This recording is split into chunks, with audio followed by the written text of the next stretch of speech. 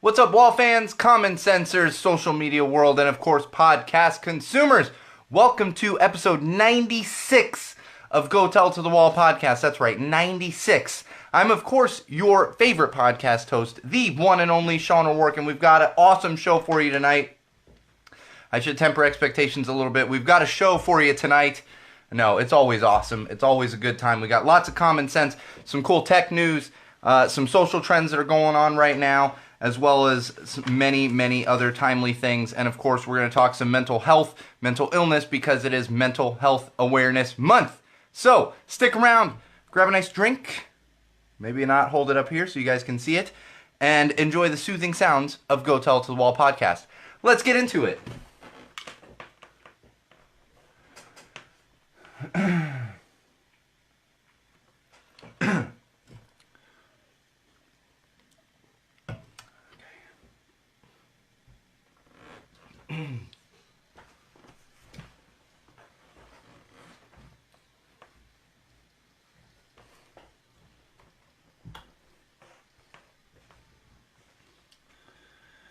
Alright,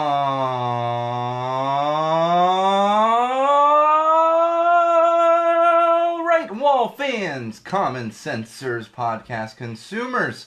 Welcome to episode 96 of Go Tell to the Wall podcast. I'm, of course, your favorite podcast host, the one and only Sean O'Rourke, and we've got an awesome show for you tonight.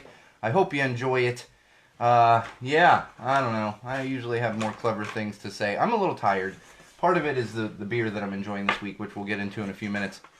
So let's just get right into things. Kick things off with our social plugs. That's right, you can follow us during episodes, after episodes, before episodes, whenever you so please. And you can do that in multiple locations. One of those would be on Twitter. Head on over to Twitter and follow our official Go Tell to the Wall Twitter account, which is @TellTheWallPod. That's right, @TellTheWallPod. You can also follow my own personal Twitter account, which is @MagicMuppet. Just follow both of them. You know you're following everyone on there. Anyway, you're following the Orange Menace. You're probably following some Kardashians and other things. Just follow our podcast and follow mine as well. It's going to keep you up to date on many, many, many things. Additionally, you can find us on Facebook. We are currently live on Facebook right now. We've got the live feed going. Head on over to Facebook, facebook.com/GoTellToTheWall. You're going to find our page there. Make sure you like it. Come back often. Check back often. Turn on those notifications, whatever it is, the heck they do on Facebook. And that way you're going to be up to date on everything. And like I always say, we've got people keeping me in line on the Facebook. There's not a lot of people, not a lot of admins on the Twitter and all that good stuff. So Facebook is probably the safer place to be because that's where we do actually have our producers on there keeping things in line. But nonetheless, follow us on both of those.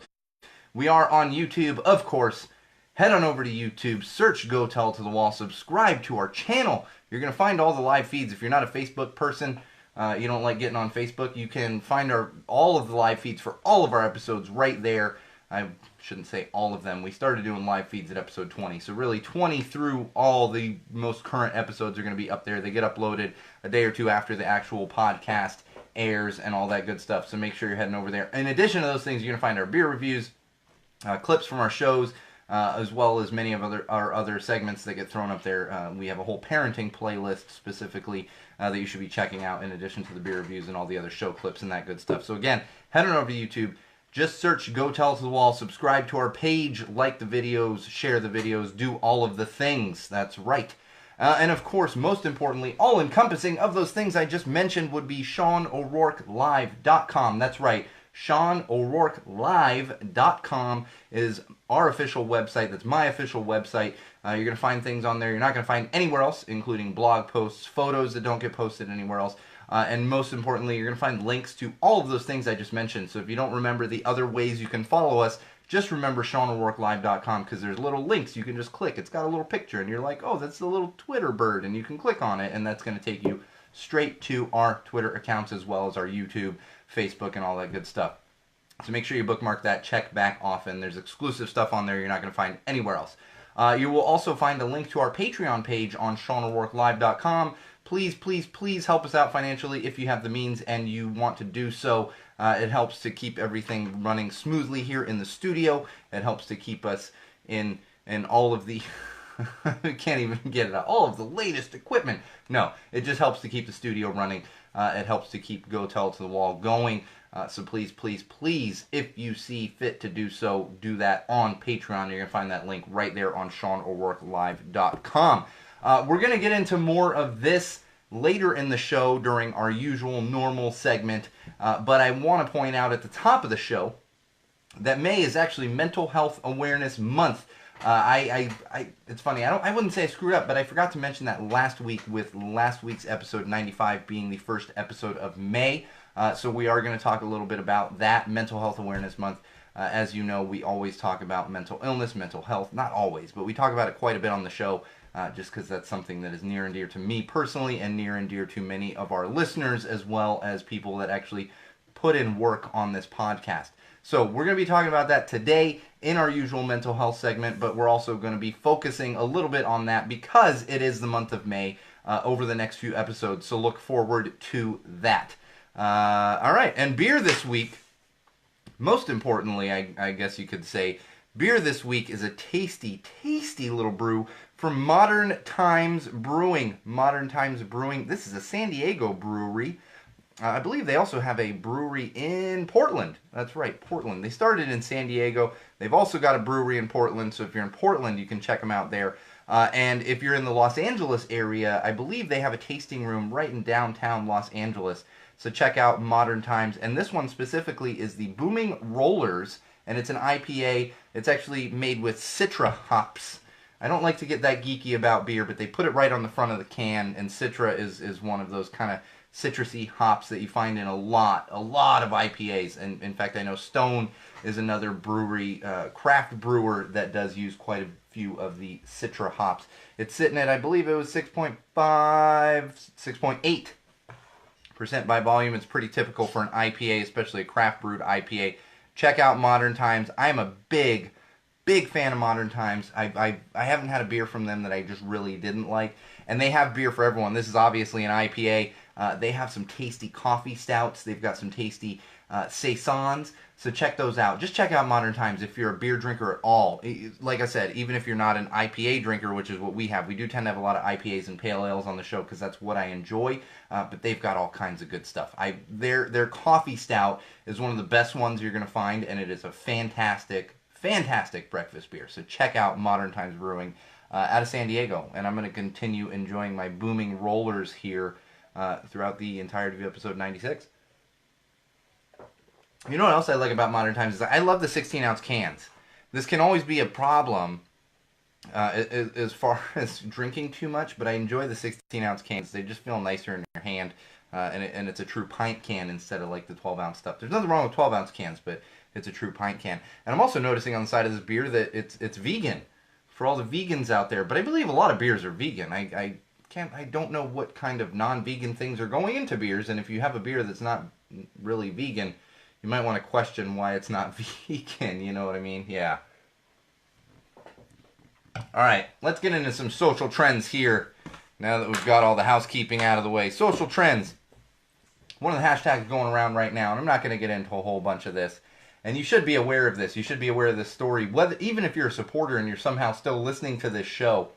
And that hashtag would be $billion loser. Hashtag $billion loser. And this is essentially more lies from the Orange Menace. Somebody finally got a hold of some of his tax returns, found out that this dumbass, like, it's amazing to me, lost $1 billion. Like, lost more money than anybody over a 10-year period. Anybody else in this country. And I will share this one with you, because somebody, Craig, I cannot pronounce that last name. Oh, it's Eastern European, too. My grandmother's, like, turning over in her grave. And Craig said, and this was a conversation, why are you voting for Trump? He's a great businessman, but his tax returns show him to be a fraud. I don't care about his tax returns. Why? It's none of my business. It's just astounding. And you know this is coming from Orange Menace supporters, like, right now. There's probably an Orange Menace supporter saying something like this right now. I don't care about his tax returns, but what do you mean? A good businessman doesn't lose that much money. It just doesn't happen. You don't call them a good businessman at that point. You call them bankrupt. You guys ever play Monopoly? It's like the Monopoly dude on where you see the pictures on the chance cards or whichever on the community chest, and he's like holding out his pockets. Like, yeah, that dude's not rich. He's not successful, you know. And you know, I never put all of the onus on money. I don't. But when you're somebody like the Orange Menace who does, and then it comes out that you don't actually make money, you lose money, yeah, you don't have a leg to stand on. You don't have a leg to stand on. But of course, we still have plenty of idiots. I'm just going to call them idiots around this country that still support him. Still support him. The good thing is most of them don't listen to this podcast. We get them every once in a while, and then they send me some hate mail, and then they go away. Because they realize this podcast just isn't for them. It's not. Although they probably could use a lot of the common sense that we put out on a weekly basis. So check that one out if you want to laugh a little bit. Hashtag #BillionDollarLoser. All right, moving on to the more fun ones. I know that one's funny, but it's just not fun because it's like, well, this is real life. This is real life, guys. Yeah, no, terrible. All right, next hashtag I was looking at this week. I thoroughly enjoyed, and I'll be honest, I was having too much fun with this hashtag over the past couple days, and that's hashtag 90s Twitter. That's right, 90s, like the 1990s. Hashtag 90s Twitter. People are sharing just really awesome stuff, and this would basically be if...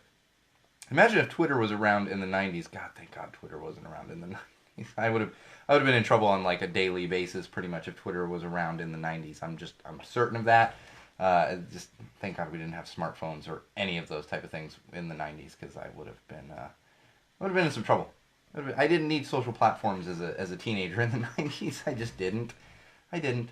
But check this one out. I'm going to share one. Where's the one I found? Where is it? Oh, here it is. And this one actually came from Tired Dad of 2, at Tired Dad of 2. Will there ever be a better online search engine than Ask Jeeves? My Magic 8-Ball sources say no.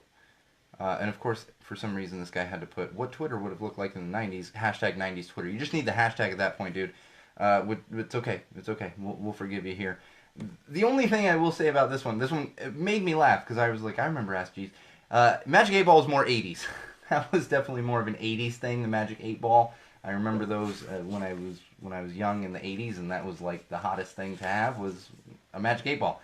There was no bedroom of any adolescent in the 80s that didn't have two things. I mean, they had lots of other things, but all of them had two specific things. One of them was a Magic 8-Ball, and the other one was a Rubik's Cube.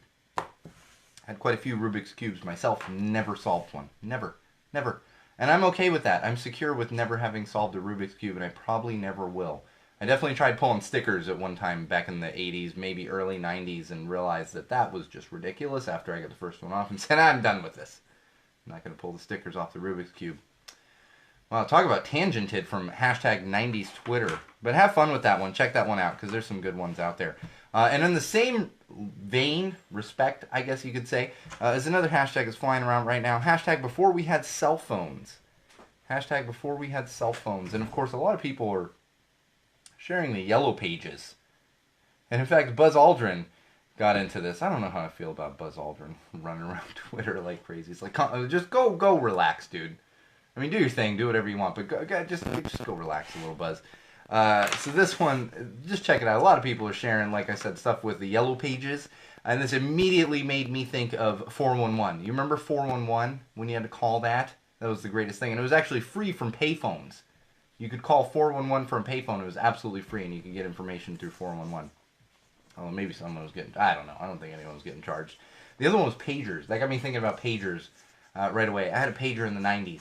I had a pager when I was in high school, and it was fantastic. It was great. Although it became a problem, because as a teenager, when you've got a girlfriend, I'm putting up the finger quotes, girlfriend, or boyfriend, significant other, and you're driving around somewhere, your friend's driving you, and you get a page from that person, what'd you have to do? You pull over the car almost immediately, you're like running into a payphone. What's going on? Oh, you want me to? Okay, I'll come over. Gotta love pagers and 411. Two of my favorite things from the 90s, pagers. Pagers were also great because, you just be like, oh, there wasn't a phone around. Sorry, I couldn't get to you. Now, when you have a cell phone and your significant other's like, where the hell are you? Yeah. You have to say my phone died, I guess. I don't know. There's always an excuse you can come up with. I don't do that at all, to be honest with all of you out there. I do ignore my phone quite a bit. I ignore my phone probably more than most people in this country. But if my wife calls or messages, I I go to the phone. That's part of my OCD, is just I need to know what's happening immediately. And my wife keeps that in mind. And I think when we first started dating seriously, she would call me and text me like for silly things in the middle of the day, knowing and like I'm in the middle of something. And now she knows. She's like, well, if it's not that important, I'm just gonna wait, because like, especially nowadays with cell phones, I'll pull my car over. I mean, not on the freeway, obviously, but if I'm driving around a neighborhood or something, I'll pull my car over, and I will call her, or I will pick up the phone, because I am not one of those people that thinks it's okay to talk on a cell phone or text on a cell phone while you're driving. But I will do that to that point. So I'm not one to ignore calls from my significant other, but maybe you are. I don't know, maybe. All right, moving on here. Hashtag lost socks in 5 words. Hashtag lost socks in 5 words. This is clearly a play on always losing your socks. I'm going to jinx myself right now because I got to be honest, I haven't lost a sock in years. I do tend to lose them, but it's usually like not permanently lose them the way that they go into the abyss that is the dryer. I just tend to forget a sock in my hamper, and then I go to fold and I'm like, where's that sock? And then I check. I'm like, oh, I didn't pull it out of my hamper. I'm on an unbelievable streak of not losing my socks. That being said, I'll probably lose 5 socks the next time I do laundry. Not 4 or 6, it's got to be 5. Because you got to end up with like at least a single one and lost a couple pairs around there. But check this one out. Again, hashtag lost socks in 5 words. I love that somebody created like a little comic panel here. And it's a sock saying, we've reached 44 RPM and the portal is now open. And another sock says, I'm going for it. Like a little portal in the dryer. It's fantastic. Oh my gosh. Yeah, apparently you can also actually look for them in the dryer. That's way too much education than I was looking for in this particular segment. All right, one more of these I want to share with you. This is where we just get back to the stupidity. The stupidity that Go Tell to the Wall podcast was built on. We were built on these things. The creepy clowns and the gray sweatpants challenge from years ago, and then that evolved into the Tide Pods challenge, and whatever the hell that Kiki thing was where people are getting run over by cars. Yep, more of that crap. More of it, because just Darwinism needs to keep the wheels turning here. Darwinism. This one's fortunately and unfortunately not dangerous enough for Darwinism to really take full effect. But this is something called the hashtag Run It Up Challenge. That's right, hashtag Run It Up Challenge. And what this is people... Oh, God. Just watch some lady literally faceplant in her kitchen. People are taking soap. People are taking soap, whether it's dish soap or laundry soap. They're pouring it on the tile floor in their kitchens and then like holding onto the cabinets and like running on it, on this slippery surface with all the soap. There's so many things wrong with this. First of all, that is never a good idea. You know those signs that you see in restaurants or grocery store or whatever, slippery, or you see the signs on the road, slippery when wet. Yeah, you don't want to make things more slippery and then walk on them or dance on them or any of that. That's stupidity beyond means. The other thing that gets me about this is I guarantee a lot of these people that are doing this have children. Probably not all of them, but some of them have children. And I did see somebody sharing it where they were just dumping laundry detergent on their kitchen floor. Now, granted, they probably cleaned it up. But is this safe for kids? No. Laundry detergent and children don't mix. Dish soap and children don't mix. That's not going to be as dangerous for the children, but doesn't mix. Don't be pouring it all over your house, especially when you got kids crawling around everywhere. Laundry detergent goes in the fucking washer. Doesn't go on your kitchen floor. Jesus Christ. That being said, if you're somebody who thinks this is a good idea, just please proceed. Dump as much soap as possible on your floor, especially if you don't have kids, and hopefully you faceplant and learn your lesson, and don't do any more of these goddamn stupid challenges that come around on social platforms. It's astounding that we have made it as a human race. It's astounding. I'm just amazed every day that the human race is still around, and that we continue to overpopulate. Like, we've hit a point, we have such technology, and information spreads so quickly that all the idiots that should be falling victim to Darwinism should really be falling more, and yet we still continue to overpopulate the world. I'm gonna get so much hate mail on that. I don't wish anyone to die. I'm just saying, if you're dumb enough to do this, then maybe you get what you deserve. That's all I gotta say. So many concussions. All right, moving on to TV, film, and books. Man, I got a lot of information this week, and we're already behind schedule here. I don't have Chris or Bridget on the live feed. They're probably busy with other things, so I don't have anyone to keep me in line. That's pretty. We'll see what happens here. TV, film, and books. TV, film, and books. Hey Ryan, how's it going? We got Ryan Gonzalez joining the live feed here. Very quiet on the live feed this week. That happens at times. I think it's just things going on and certain things. I was hoping Chris and Bridget would be on, but specifically Chris, because I didn't get the final score of the Bruins game, so he's usually got that for me. Like I said, TV, film, books, Stranger Things. Stranger Things, we've talked about this lawsuit brought about by a guy named Kessler, his last name's Kessler, against the Duffer Brothers. And we've been talking about it a little bit, and it was finally about to go to trial, I think, the last time we talked about it. And the lawsuit was actually dropped right before the trial. And apparently Kessler said he believes the Duffer Brothers now. Believes the Duffer... Thanks, Ryan. I think Ryan's probably editing things for Dad Fiction Podcast right now. Said he believes the Duffer Brothers. I always do this. Is it Duffer? It's Duffer or Doof? I think it's Duffer. I always feel like I'm mispronouncing it. That he believes them now. That he believes them, because apparently there was some depositions and some information came out, and it's like, okay, that's cool. Cool, Kessler. I can't remember Kessler's first name. I don't have it right in front of me. That's cool. Oh, Charlie, it is right in front of me. You tell my voice still isn't completely back yet. But I also have a feeling that some money changed hands here. I really do. For it to not go to trial at all, this guy put in so much time to actually bring it to trial, and then suddenly it's like, oh no, we're good. And his whole thing is like, oh, I believe them now. Really? Or did they give you some money because they're making tons of money off Netflix with this show called Stranger Things? I don't know. I'm not a conspiracy theorist, but I'm 99% certain that some money changed hands there to get this lawsuit out of there. And I don't blame the Duffer Brothers. I would do the same thing. If you could settle that, I'd do the same thing. I mean, we got the biggest media company in the world, Disney. They settle everything. Literally. We're talking like employee terminate. It's all settled. All gets settled. Oh, Game of Thrones. Game of Thrones. I'm not going to give any spoilers just in case people haven't watched the most recent episode. But I'm sure even if you haven't seen it, you saw there was a little bit of controversy that came around like Monday morning. I wasn't even aware of it. My wife was like, "Did you see? Did you see?" I was like, "No." There was apparently a Starbucks cup in one of the Game of Thrones scenes, and clearly there is no Starbucks in Westeros. People lost their minds. Just absolutely lost their minds. They're like, how can you have such a big budget television show and all this stuff? And I pointed out to so many people, I was like, really, go back and watch Academy Award winning... There are Academy Award winning films that have bigger editing gaffes than a freaking Starbucks cup sitting there. And in fact... If you really want to go and search, I'm not going to get into all of them. There's been multiple instances of the wrong things being in Game of Thrones before this specific one. So that's also a thing that needs to be brought up. But I am bringing this up just to point out that if you go back and try... I agree, Ryan. I did not care at all. If you go back and try to watch the episode now on HBO Go or HBO Now, whatever the other one is called, I believe it is HBO Now. If you go to watch that episode now, you're not actually going to see the cup. They digitally removed the cup. HBO did, and now it's just not there. It's not there. And a lot of people have talked about free marketing for Starbucks. I genuinely don't think they did it on purpose.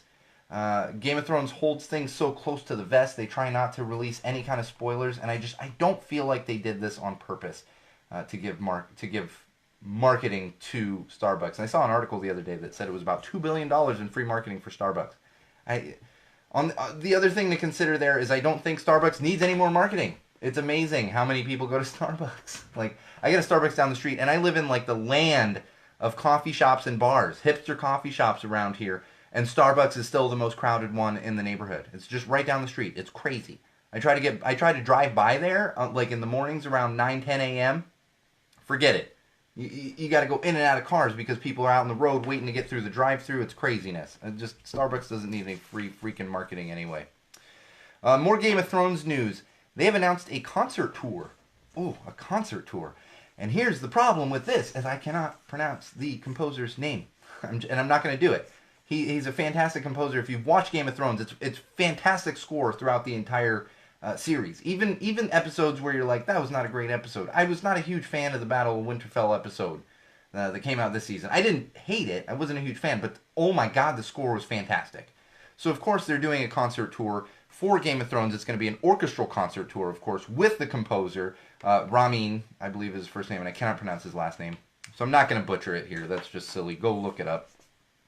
And they're also going to include state-of-the-art visual effects. So, you know, there's going to be some dragons flying around, all that good stuff.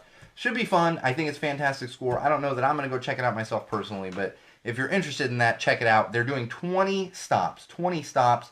And, of course, you know where the last one is going to be.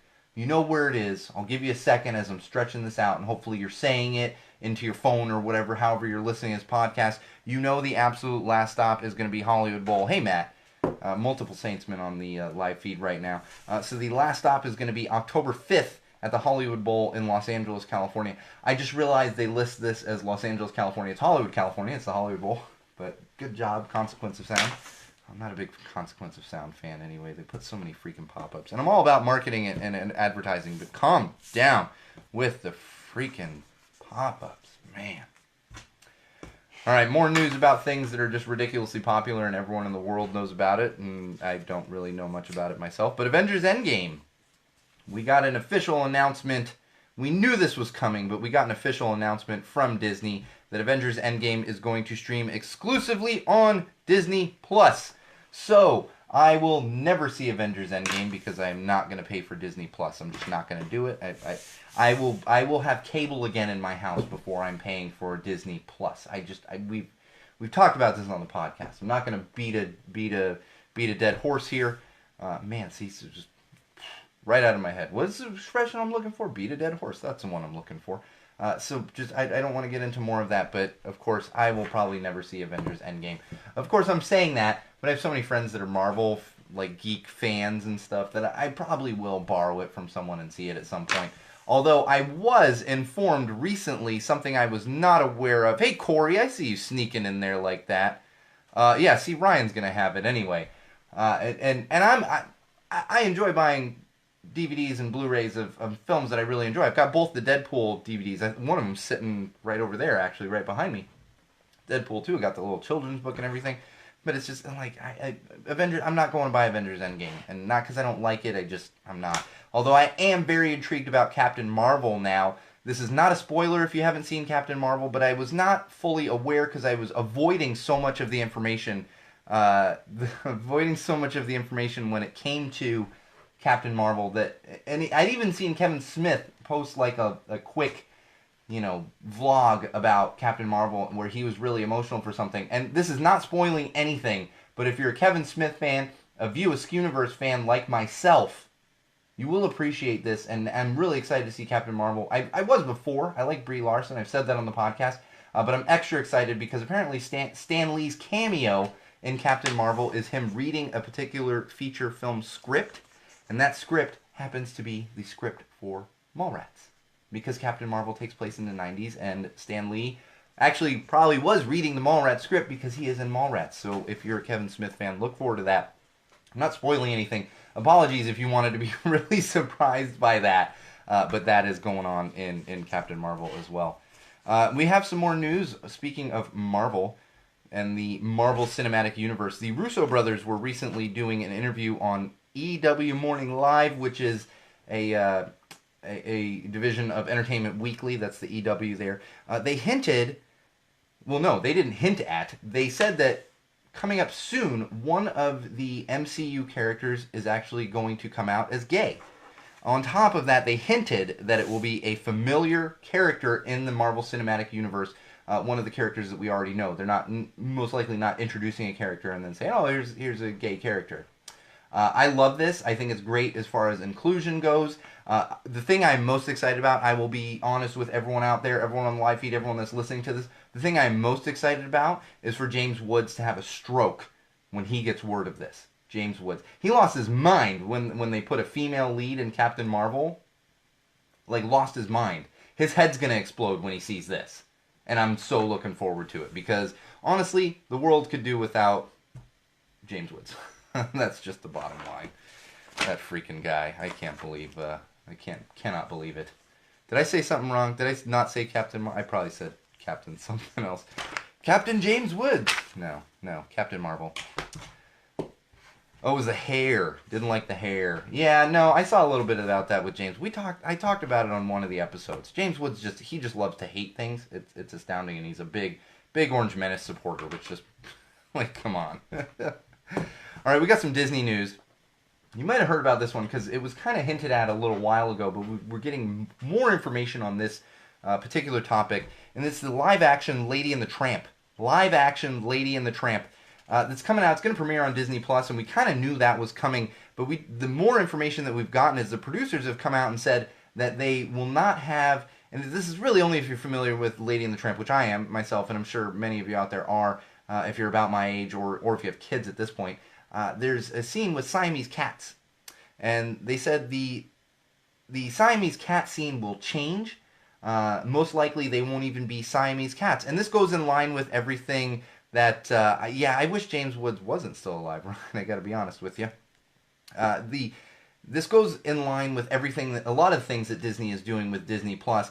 Like we talked about them cutting the crow scene from Dumbo, and the fact that they're not even putting Song of the South on Disney Plus, so you won't ever be able to stream that. So this is right in line with that. And as much as I hate to do it, I will say good on you, Disney. You know, realize that things were done wrong in the past, and do your best to kind of to fix them. And this is one of the ways to do it. That if you're not familiar with the Siamese cat scene, I'm not going to get into it, but it could be construed as racist. It probably should be construed as racist, to be honest. There's a lot of weirdness with that scene, but the most importantly, it's not. It's racist. It's a little bigoted and it's a little racist, which is fairly typical of a lot of those older Disney movies, and it's just no surprise. But they are at least trying to combat it at this point. All right, more feature film news. That's right, Bob's Burgers. Are you guys familiar with Bob's Burgers? I'm a big fan of Bob's Burgers. This is like one of the animated shows that I still watch these days. I absolutely love it. H. John Benjamin is just fantastic. Kristen Schaal, oh my, I mean, who doesn't love Kristen Schaal? So they are in development on a Bob's Burgers full-length movie, which we've known for a little while now, but we've got some confirmation from Fox on this one. They are planning on a July 2020 release, so about a year and 2 months from now. We're going to be looking at that film in theaters, and we do know that the entire cast is signed on already. And the last thing I will mention, this is really only if you're a fan of Bob's Burgers, not more than just familiar with the fact that it's an animated show on Fox. The producers have teased that some mysteries will be solved. Some things that we don't know about Bob's Burgers, like for example the pink rabbit ears that the character voiced by Kristen Schaal wears. We don't know why. We don't know why she wears those, and these are some of the things that could be answered in that Bob's Burgers feature-length movie that's going to be coming out in a little over a year here. So look forward to that if you're a Bob's Burgers fan. And real quick, I want to get into some theatrical releases for this weekend.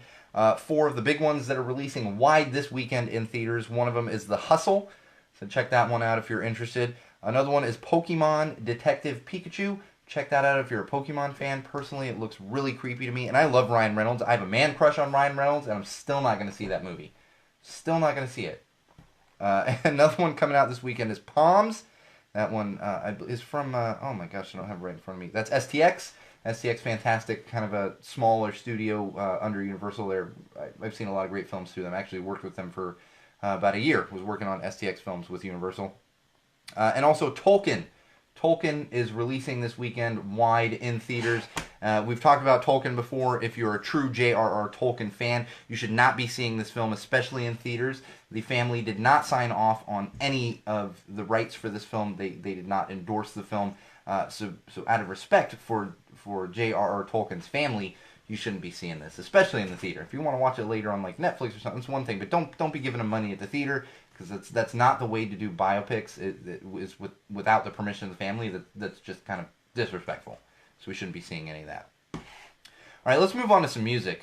Oh man, I feel like I'm going a mile a minute, but we're still behind time here. Music. So Billy McFarland. Billy McFarland. Does that name ring a bell? Yeah, that's the founder of the Fire Festival. Back in the news, of course. He's actually writing a book. This whole stupid autobiography or whatever the heck he's doing. But back in the news, outside of that book he's writing, because he came out and said that he's looking to do a second Fire Festival. Keep in mind, Billy McFarland is sitting in jail. He wants to do another Fire Festival. And all I gotta say is get the fuck out of here, Billy. Like, what are you even doing? Do you just need people to talk about you? I don't even know what's going on here. There will never be another Fire Festival. Maybe someone will create something that's called Fire Festival, spelled without, like, the way fire is spelled. I don't know. But, sir, you're not going to be having anything to do with that, Billy. Come on, Billy. Some more music news. Blink182 announced a tour this week. Matt, did you see this? Matt, you're still on that live feed, right? Oh, man. They announced a summer tour this week. They're going to be touring with a rapper named Lil Wayne. You're probably familiar with Lil Wayne, even if you don't listen to rap. I am. I'm not a big rap connoisseur, listener. You know, what's the word I'm looking for? I can't think of it right now. Consumer. I'm not a rap consumer. That's the word I was looking for. But for some reason, they're doing a tour with Lil Wayne. And like I said, you're not hearing things. This is accurate. They're doing a tour with Lil Wayne. A nationwide tour.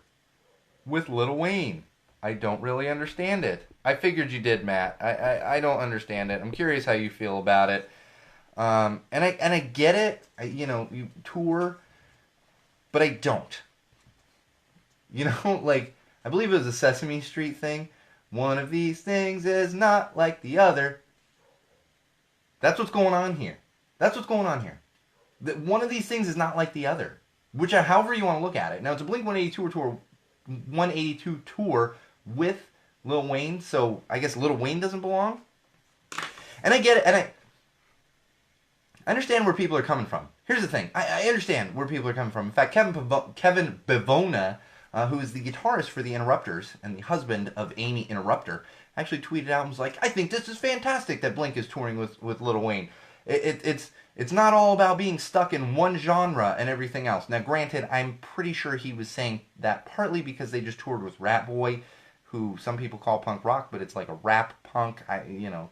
It's very hip-hoppy. They came out wearing Supreme stuff. It's like, okay, buddy.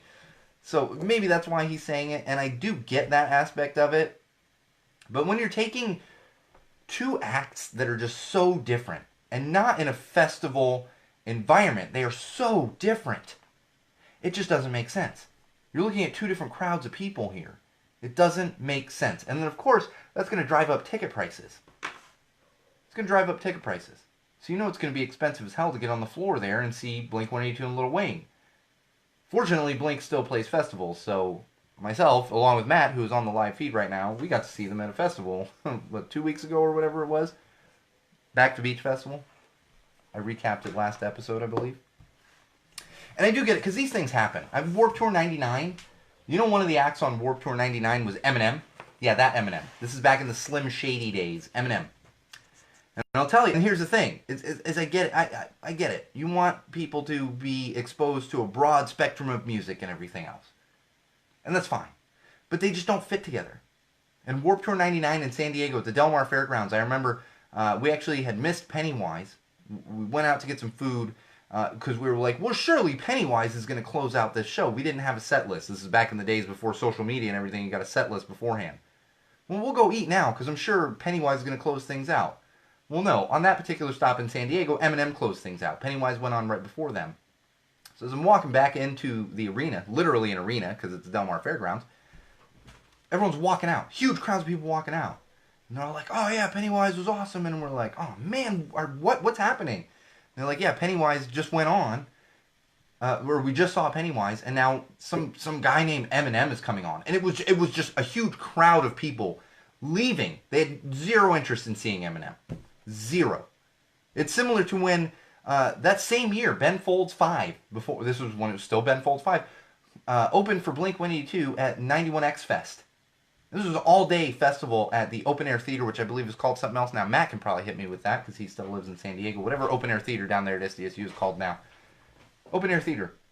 Bunch of bands played that day. Buck 09, whole bunch of bands. But the band that went on right before Blink-182 in 1999, this is right after Enema of the State came out, who is a successful band and a successful artist, practically booed off the stage. Why? Because they didn't go together. These are things you have to consider. So I love you, Mark. I love you, Blink. But come on. Money play, right? Money play. It's exactly what it is. Thank you, Matt. It's a search for more money. That's what it is. And of course, Blink-182, we've talked about it. They're going to be releasing a new album here really any day. They released a new single this week. called Blame It On My Youth. Internet has not been kind to this. It is weird. It is weird. But I'm withholding judgment personally right now because Blink puts out a lot of weird things. I will say, I've seen some reviews, and one particular review said, you know, speaking of Mark Hoppus, Mark hasn't aged at all. He's still talking about starting a punk band and dancing the safety dance. And it's like, okay, I get what you're saying, but the song is literally called Blame It On My Youth. What the fuck did you want him to sing about? Blame it on my youth. He's singing about his youth, you dumbasses. Oh my god. And I don't love it, but I'm withholding judgment for now. And of course, because he's touring with Blink182, and I don't even know why the hell I'm talking about this, Lil Wayne has a new album coming out that's going to come out right before the tour. And of course, that's just... And no offense to Lil Wayne fans. I think he's fine. It's just personally that, no. I listen to crappy punk rock. That's what I'm into. You know, very, very minimal hip-hop. And the hip-hop I do listen to, like, tends to be Mike Skinner out of England. If you haven't heard of Mike Skinner, check out Mike Skinner in the streets. Oh, boy. That, to me, that's hip. Like, personally. I'm not saying all hip-hop, it's just personally. Everyone has, like, their personal opinion. Listen to what music you like. I don't particularly like country at all. But I don't think there's anything wrong if you're a big country fan, you know. It's just not for me. All right, let's get into some mental health. We're running a little short on time, and there's going to be so much of this over the next couple weeks here because it is Mental Health Awareness Month. But I want to talk about these couple things when it comes to mental health. And really, they're two hashtags. So right now, if you're someone that suffers from mental illness or has a mental health problem, or you have family, friends that do, make sure you're sharing Mental Health Awareness Month, because May is the month. And share your stories. Share your stories the way that we do here at Go Tell It to the Wall, because those are the things I always say, you know, if some 18-year-old, you know, hears me talking about my struggle and it makes them open up, if just one of them does, then it's worth me putting that out there into the universe. And that's going to be the case for any of you out there listening to this. Any of you out there listening to this. There's probably someone in your life, someone even not in your life personally close to you, but there's probably someone that follows you on a social platform, follows you somewhere that could see that. So make sure you're sharing that hashtag Mental Health Awareness Month. It is very important. It's very important to the world, and it is extremely important to all of us here at Go Tell It to the Wall podcast. Really, myself, absolutely myself personally. I share so many personal stories with you. But really, everyone that works on Go Tell It to the Wall, everyone that touches it, it's an important thing to them. So please, please, please make sure you're sharing that. You're talking to your friends. You're talking to your family, whoever it might be, because those are important things. Another hashtag I want to share with you for Mental Health Awareness Month is hashtag I'm okay really means. And this is definitely one I want you to share. And if you can't figure out, so think about it this way. Think about it this way. You know, you say to someone, hey, how you doing? And they say, oh, I'm okay. You know, and you just kind of move past it. And I can tell you, as someone that suffers from mental illness, what can be at times a debilitating mental illness, that is my automatic response. I don't open up right away. I might say I'm okay, but it doesn't mean I'm okay. Hey, Art, how's it going? Doesn't mean I'm necessarily okay. So keep that in mind. For two reasons I bring up this hashtag. Because if you're someone out there that does this the way I do, please share this hashtag and share your story. You don't have to get in depth, you know, the way we do with some stories here at Go Tell It to the Wall. Just share that. Share that. And even if you don't have a problem with that, it's not something you do often, chances are there's someone in your life that does. So keep that in mind in your daily life when it comes to someone saying, I'm okay. I'm okay. Because so many times we say it and we don't mean it. We just don't. Hashtag I'm okay means. So many times. I can't. I've had friends that said to me. I will tell you. I had a friend a couple years ago because I had posted something about mental illness, and they literally commented on it. I posted it on one of the social platforms, probably Facebook, because I've only had Twitter for a year, and they were like, "Wow, I had no idea. You always seem so even keeled." Well, yeah, I'm very capable of doing that. I've talked about it before. I played a show to like 2,000 high school students the evening that my parents' house burned down. A lot of people that have dealt with mental illness most of their lives, they know how to turn it off for a certain crowd. And that's what happens. Unfortunately, then it gets dumped on loved ones, people close to them. My wife gets a lot of it, unfortunately, but that's what it is. And because of that, make sure you're supporting those people. I'm okay doesn't necessarily mean I'm okay. All right, let's get into some parenting. Oh, man. I will say this. I almost forgot to put it in my notes. I want to say because this Sunday, May 12th, is Mother's Day. So I want to take a moment right now to say Happy Mother's Day to all the mothers out there. All of you out there listening. If you have a mother still around, make sure you wish them a happy Mother's Day. Wish your wives a happy Mother's Day. Wish your friends a happy Mother's Day. As much as it is a greeting card holiday, it is a fantastic day to show respect to the mothers in your lives. I specifically would like to wish a happy Mother's Day to my wife, Diana O'Rourke.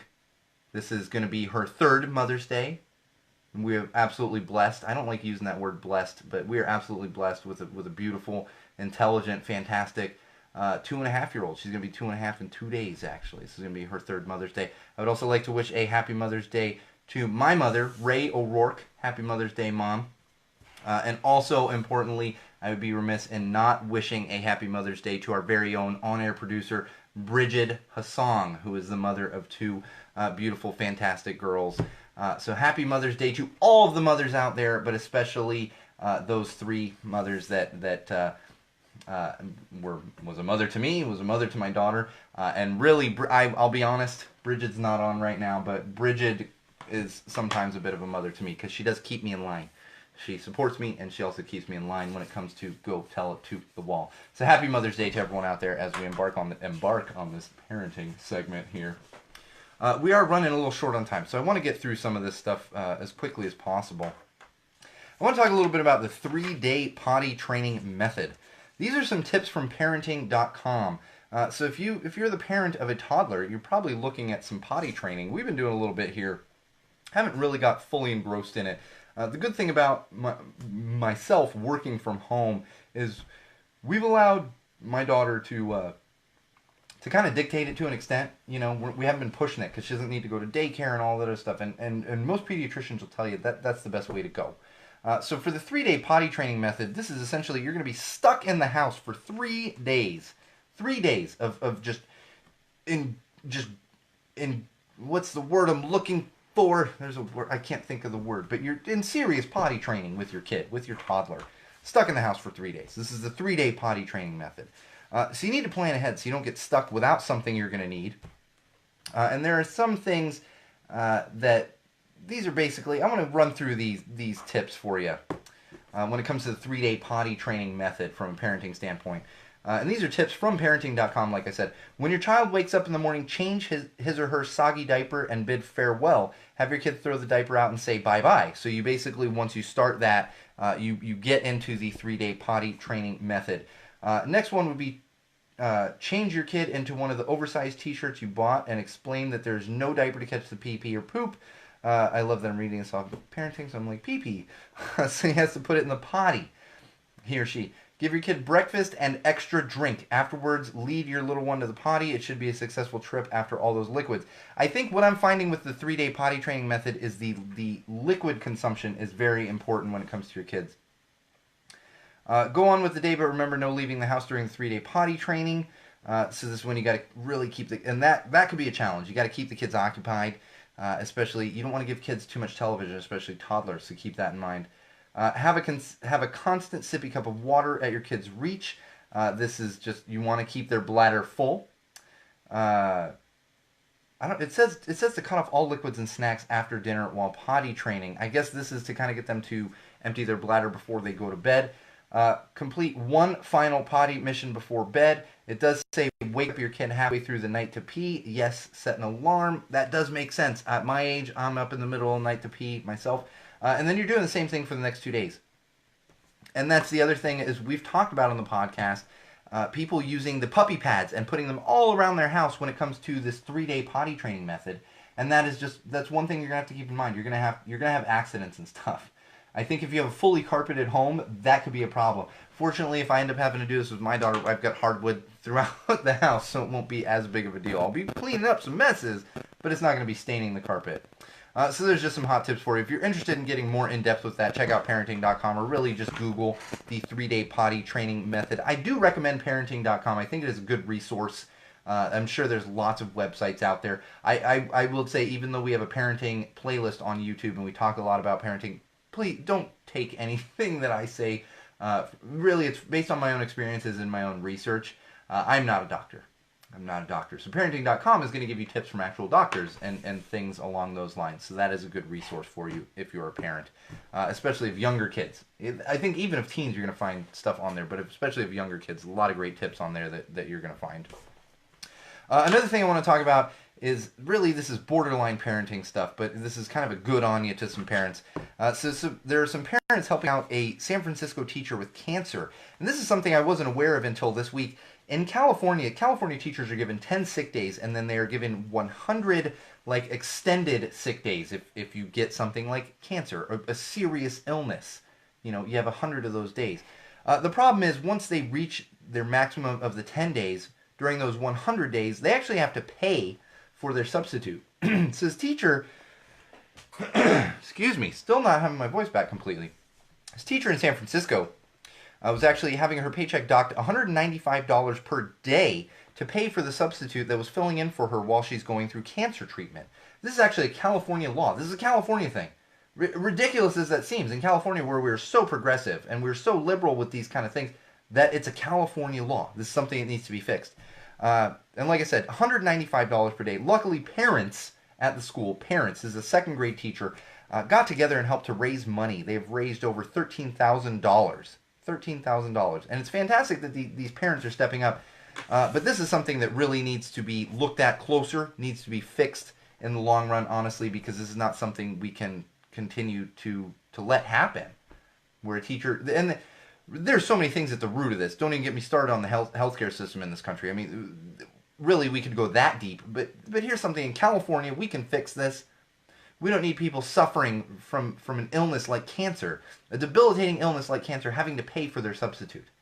That's what's happening here. $200 a day from her paycheck is being taken out as she's going through cancer treatment. Cancer! Come on, Wall fans. Common sensors. Common sense says that shouldn't be happening. That shouldn't be happening. Let's do better. Makes me sick. That's what makes me sick, too, is teachers are so important. So important, teachers. Teachers that I still think of to this day that influenced me in middle school, elementary school, definitely high school, but going all the way back to elementary school. Yeah, they're so important. You're shaping your children. And we don't take care of them. We just cast them to the side. They're shaping your children. What's more important than our children? To me, nothing. Nothing is more important than my child. We need to do better. We need to do better as a society. We need to do better as a world, as the entire world. We need to do better as a country. But God damn it, California, we are better than this in California. I take pride in the state I live in, and we can do better than this. So let's do it. All right, I'm going to run through some tech here, as we are running out of time. I've got common sense stuff in the common sense segment that I want to get into. I think everyone gets a little bored with the tech anyway. It's more like, oh yeah, that sounds cool. All right, so tech. There's a DIY guest house. That's right. If you're not familiar with the term DIY, that is do-it-yourself. This is a guest house from Allwood Solvola Studio Cabin. It's the Allwood Solvola Studio Cabin kit, and it's available on Amazon. It's a 172 square foot guest house you can build yourself. Yeah, this is one of those things, you always build like a bookshelf or something, there's some extra screws. You don't want to find extra screws after building a guest house. It's just not something you want to do. The cost is $7,250 for a 172 square foot guest house that you can build yourself. I'm curious. I don't need one of these, but I'm curious to see the Amazon delivery truck that is delivering that. Because those dudes just, even though you can just walk into my yard during the day, they throw stuff over the gate. Like, all right, Amazon delivery, throw the guest house over my gate. I'd love to see that. Skull Candy. Ooh, you guys familiar with Skull Candy? I'm a big Skull Candy fan. I think they are such a great mid-tier headphone brand. Headphone, earbuds, all that good stuff. If you're not familiar with them and you don't like spending the ridiculous amounts of money on like AirPods and all that good stuff, check out Skull Candy. And in fact, speaking of AirPods, Skullcandy just recently released new earbuds that are very similar to the AirPods, and they do most of the things that the AirPods are going to do. Not necessarily specifically to Apple and iPhone and everything else, but more broad. I know Skullcandy gears a lot of their stuff toward Android as well. That's why I've found myself using Skullcandies in the past. And like I said, it's a great mid-tier brand, and their answer to AirPods only costs $80. $80 for those. So check them out if you're in the market for some new AirPods. Like I said, I've owned Skullcandy. I've got some Skullcandy now. I'm not using them a lot. My wife bought me some nice new Bluetooth over-the-ear headphones, and I do use Pioneer headphones as my studio monitors, which I've had for many, many, many years. And again, Skullcandy is probably capable of doing this. It's higher frequency response. And everyone out there listening to me on Beats headphones, I have a higher frequency response than you guys have. Just an FYI. Just an FYI. Here comes the hate mail. I love my Beats. Yeah, I know. Got that hate mail like 2 years ago when I was talking bad about Beats. Laura DiCarlo. Laura DiCarlo is a person, but also a startup company. It's a startup company that makes sex tech. Sex tech. I've got that in finger quotes. These are like technology-based things for sex. I don't even want to say sex toys. Sexual health. They use robotics and coupled with sexual health as far as the items that they make. So CES, Computer Entertainment, I was blank on the last thing there. CES, which is a big organization, they do a big show in Vegas, actually gave them an innovation award and then rescinded it. They gave them the innovation award in January, rescinded it pretty quickly thereafter because they realized that they were giving this award for a massager, which was also could be construed as a sex toy, sex tech is the word they're using these days. Recently, CES changed their minds and they decided they were going to actually give the award to this Laura DiCarlo company. On top of that, the company themselves just announced that they got $2 million in funding. $2 million in funding. Yeah, CES, you're going to have to get with the times on this. People like to use these things. Like, I'm not going to go around talking about it with all my friends, but people like to use these things and it's part of technology. Deal with it. Come on, CES. Nike. Ooh, Nike apparently thinks they're a tech company now. Not quite that extreme, but maybe it's being positioned a little bit that way. Nike Fit Technology. This is a new thing that's coming out this summer. If you were a beta tester, oh my gosh, I was a beta tester. You might be able to get your hands on this if you are a beta tester, because I've seen it floating around. But this is it's a new app, new technology that goes into your phone for scanning your feet. It's tech for getting shoe sizing. It actually uses augmented reality to get exact measurements on your feet. And this totally makes sense. And then, of course, you're doing it through the Nike app. So they're going to be like, here's all the shoes you should buy. But I do think it makes sense, especially for a Nike. See, I wear a lot of Vans. And it's like, well, even the different styles of Vans, most of them have the same sole. You're not looking at a different silhouette, is what they say on the shoes. But a company like Nike, you're like so many different silhouettes. Even if you're not into sneakers, think about like a high heel versus like a ballet flat. If you wear women's shoes, kind of along those lines, or like a cowboy boot versus just an Oxford dress shoe. They're different silhouettes, and so this makes sense for Nike. I think it's going to be cool. I'm sure other companies are getting on board with this, and we'll see similar tech coming out from like Adidas and all that good stuff. Speaking of new tech coming out, Samsung, the Galaxy Fold, we got some new information on that. If you remember, they had some breaking problems with it on the people that were early adopters on the Galaxy Fold. The CEO came out and said there will be launch news coming soon. All I gotta say is hopefully it's not going to break this time. I still will not have one because it's a $2,000 handset and that's just ridiculous. We got some news out of this one's, according to TechCrunch. I'm not sure who did the actual study here, but smartphone shipments hit a 5-year low. 5-year low in North America. And this totally makes sense because we were just talking about a $2,000 handset there. It's ridiculous how expensive smartphones have gotten to the point where do you remember like 5-6 years ago you could go on Verizon and you're like, well, I want a new smartphone, and they gave you an upgrade and maybe you're paying like $50 for the thing. Now you go in and it's like, well, no, you get a $100 trade-in with your phone, but it's going to cost you, $1,000 to get this new smartphone. So it totally makes sense. People are sitting on their smartphones much, much longer. Me personally, I used to get a new smartphone every 2 years. I would get a smartphone through Disney because I worked there for 8 years, and they would send me a new one every 2 years. I'd get a new smartphone, and then just my own personal one through Verizon. I'd go there every 2 years, new smartphone, like new smart. Okay, because that was just the upgrade. Nowadays, it's not that simple. And in fact, to combat that, we've gotten some news from Google. Google just announced at their conference, the Google I/O thing that they do every year. They announced the Google Pixel 3a. It's a new budget-friendly smartphone. It starts at only $399. I know it seems crazy, but when you're talking about $1,000, $2,000 smartphones, $399 is super cheap. And in fact, my wife was just telling me today, because we're thinking about switching, Google Fi, whatever it's called, which is the Google cell phone company, they're actually offering $100 off on the Pixel 3a. I haven't gone through all of the specifics on it as far as the capabilities of 3a, but it's a cheaper version of the Google Pixel, and so it totally makes sense because costs have just been getting out of hand on these smartphones. More news from Google. They right now, as of now, available on the Pixel and probably on the Pixel 3a, because they just announced that nobody's got a Pixel 3a in their hand unless you're like an executive at Google. Google Maps Augmented Reality, AR, is now available on the Pixel phones. Like I said, it uses the camera to help with directions. Do you have Google Fi, Matt? Oh, I think Matt's hitting me with some Google Fi stuff. I have a couple friends, but they're just Google obsessed. I'm getting that on the live feed right now, so I'm curious. Oh man, I lost my place. Oh, it uses the camera to help with directions, and it's cool because you're actually going to get like a street view instead of just looking at the map flat on there if you use Google Maps. We haven't gotten word if it's going to be coming to other Android phones.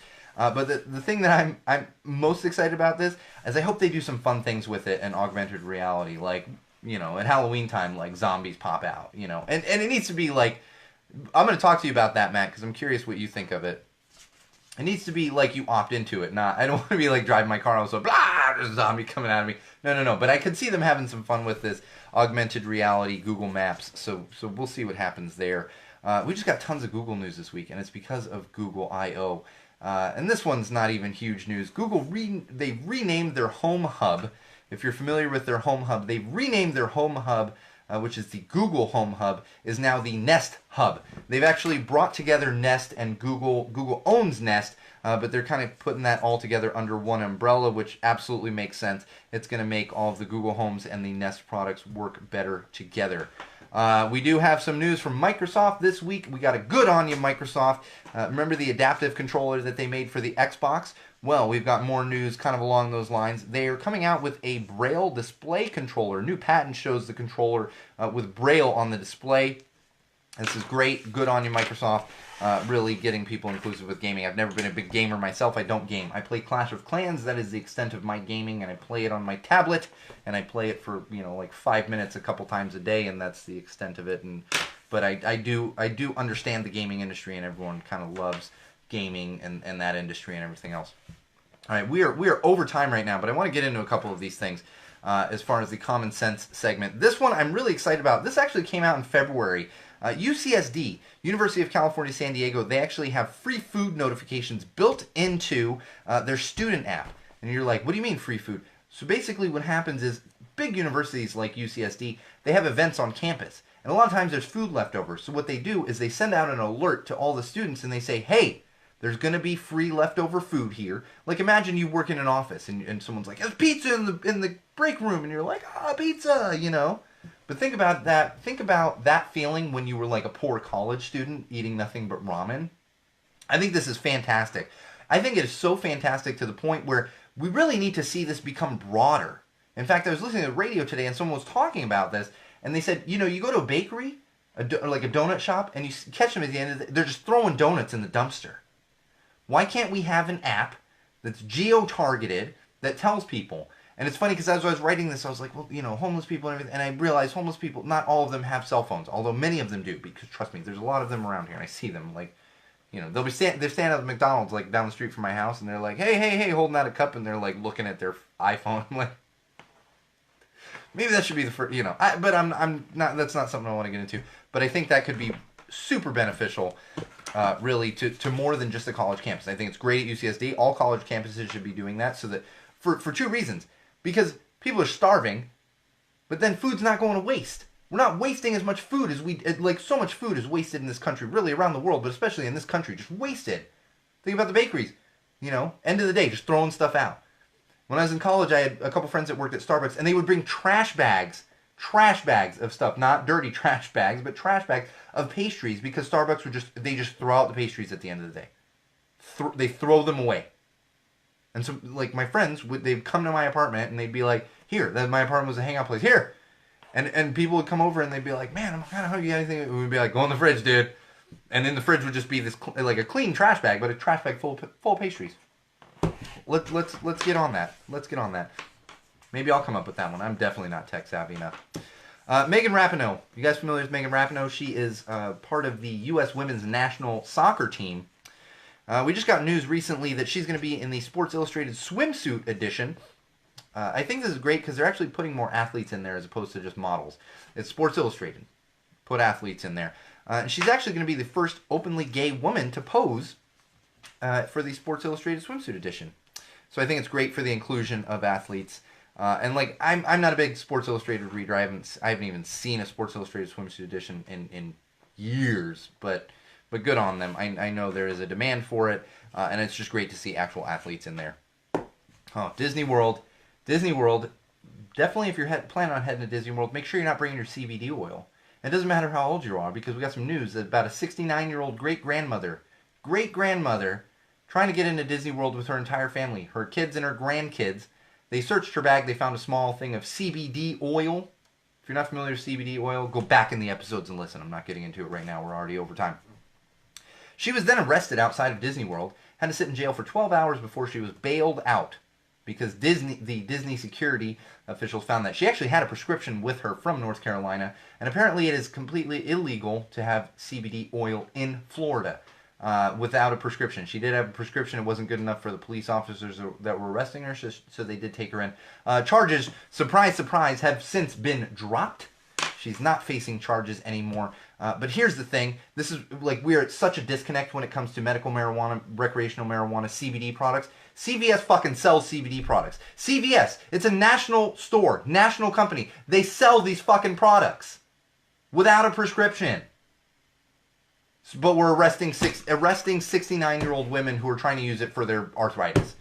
Give me a break. We are so ass backwards in this. It's ridiculous. And of course, where? Florida. Nothing good happens in Florida except for people being born like yours truly. Yep. I know. Everyone forgets that. They're like, oh yeah, Sean was born in Florida. Yeah, it's weird. It's weird. I'm a California boy at heart, but I was born in Florida. McDonald's. They are finally testing out their vegan burger. It's being sold in Europe right now. Right now, they've unveiled it in Europe.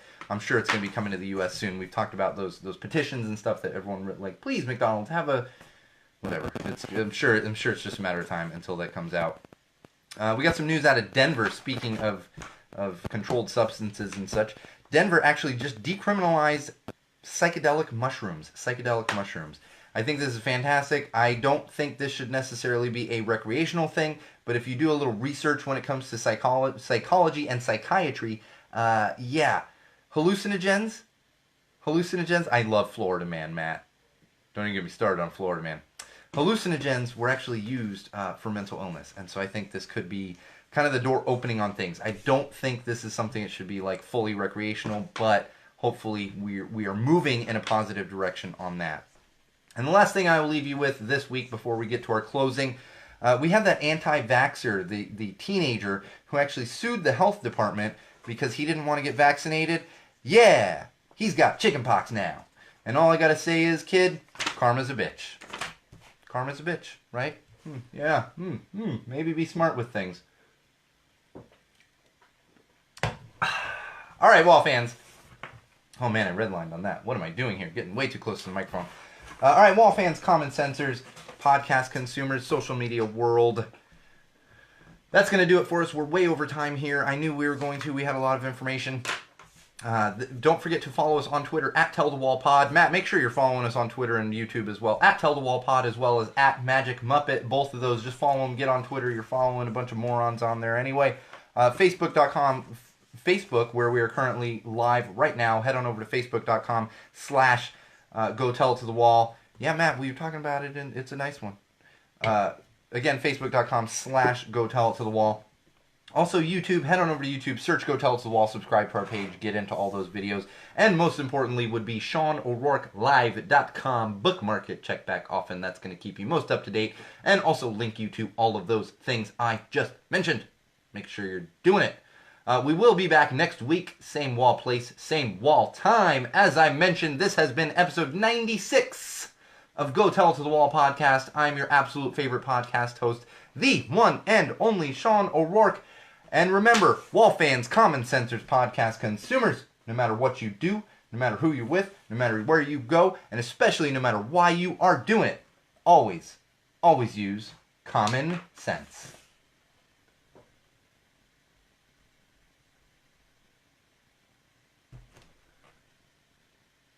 All right, wall fans, common sensors, social media world. Yeah, this is a tasty one, Matt. I don't know if you've had the Booming Rollers. First time I've had it, just picked it up this week for the pod. It's a good IPA. I love Modern Times. I think you missed the top of the podcast when I was talking. I'm a big fan of Modern Times. They do some good things. That coffee stout is just like, I brought like, oh my gosh, I'm trying to think, like 16 of them. My buddy Yeti and I brought 16 of them for both of us to Burning Man a few years ago, and it was literally, it had to be 16 because it would have been 8 mornings, and we literally had a Modern Times coffee stout every morning. That was like my breakfast beer. I'd have a little coffee, and then I'd have a little Modern Times coffee stout, which is fantastic beer. Big fan of Modern Times. There's actually a tasting room in LA that I plan on hitting soon. I believe it's downtown. So we're kind of light on the live feed tonight. It always fluctuates. Numbers on the actual podcast itself are still killing it. But make sure you are following us on Facebook, on YouTube, all the good things. Matt, thanks for joining. Thank you everyone else that joined previously and kind of left at that point. Make sure you're checking out Ryan Gonzalez and AJ Calabrese on Dad Fiction, Wednesdays at 8 p.m. on YouTube. I have a feeling we're going to be switching to YouTube soon as well, but we'll make sure that all of those links go through like our YouTube page and all that good stuff. And Matt, I've got the mead sitting over here. My friend who is also thank you for subscribing to the YouTube as well. I actually just got the notification. My friend who is the beverage enthusiast. I actually wasn't able to connect with him last weekend, but I think I'm seeing him Sunday. I want to share this with somebody that is a bit of a beverage enthusiast, and that he's going to be one of them. So I will be trying it this weekend. I will give you some feedback, and I'm going to be careful. Thank you for the warning on the alcohol content on that as well. So we'll be back next week, same wall place, same wall time. And until then, wall fans, common sensors, podcast consumers, social media world, if you've got any complaints, go tell them to a wall.